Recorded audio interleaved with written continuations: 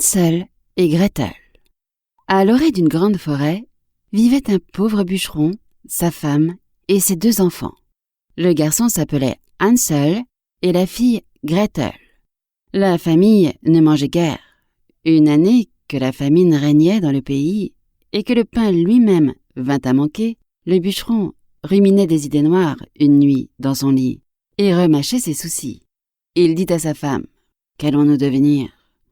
Comment nourrir nos pauvres enfants quand nous n'avons plus rien pour nous-mêmes ?»« Eh bien, mon homme, dit la femme, sais-tu ce que nous allons faire?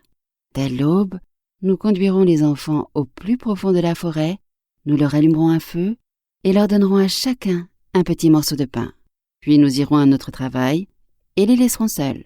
Ils ne retrouveront plus leur chemin et nous en serons débarrassés. »« Non, femme, dit le bûcheron, je ne ferai pas cela. Comment pourrais-je me résoudre à laisser nos enfants tout seuls dans la forêt? Les bêtes sauvages ne tarderaient pas à les dévorer. »« Oh, fou, rétorqua-t-elle. Tu préfères donc que nous mourions de faim tous les 4? Alors il ne te reste qu'à raboter les planches de nos cercueils. » Elle n'eut de cesse qu'il n'accepta ce qu'elle proposait. « Mais j'ai quand même pitié de ces pauvres enfants, dit le bûcheron. Les 2 petits n'avaient pu s'endormir tant ils avaient faim. Ils avaient entendu ce que la marâtre disait à leur père. Gretel pleura des larmes amères et dit à son frère: « C'en est fait de nous. »« Du calme, Gretel, dit Hansel. Ne t'en fais pas. Je trouverai un moyen de nous en tirer. » Quand les parents furent endormis, il se leva, enfila ses habits, ouvrit la chatière et se glissa dehors. La lune brillait dans le ciel et les graviers blancs devant la maison étincelaient comme des diamants. Hansel se pencha et en mit dans ses poches autant qu'il put. Puis il rentra dans la maison et dit à Gretel: « Aie confiance, chère petite sœur, et dors tranquille. Dieu ne nous abandonnera pas. » Et lui-même se recoucha. Quand vint le jour, avant même que le soleil ne se levât, la femme réveilla les 2 enfants. « Debout, paresseux! Nous allons aller dans la forêt pour y chercher du bois. » Elle leur donna un morceau de pain à chacun et dit: « Voici pour le repas de midi. Ne mangez pas tout avant, car vous n'aurez rien d'autre. » Comme les poches de Hansel étaient pleines de cailloux, Gretel mit le pain dans son tablier. Puis ils se mirent tous en route pour la forêt. Au bout de quelque temps, Hansel s'arrêta et regarda en direction de la maison. Et sans cesse, il répétait ce geste. Le père dit: « Que regardes-tu, Hansel?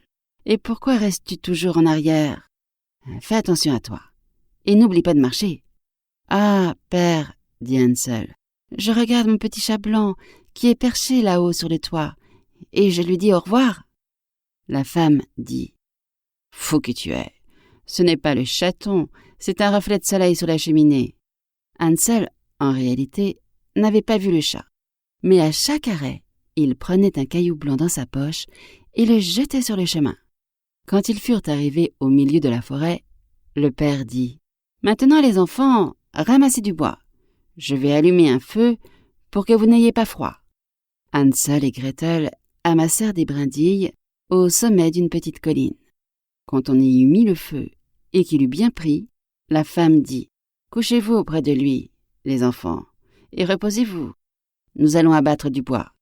Quand nous aurons fini, nous reviendrons vous chercher. » Hansel et Gretel s'assirent auprès du feu, et quand vint l'heure du déjeuner, ils mangèrent leur morceau de pain. Ils entendaient retentir des coups de hache et pensaient que le père était tout proche. Mais ce n'était pas la hache. C'était une branche que le bûcheron avait attachée à un arbre mort et que le vent faisait battre, de ci, de là.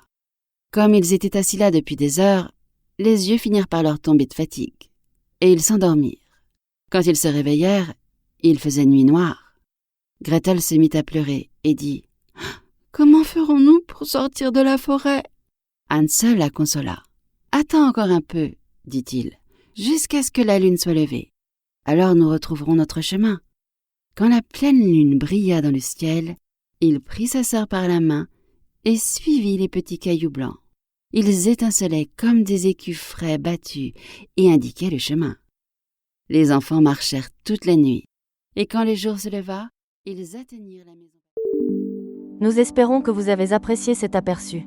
Pour continuer à écouter ce livre audio sur Google Play Livres, utilisez le lien dans la description de la vidéo.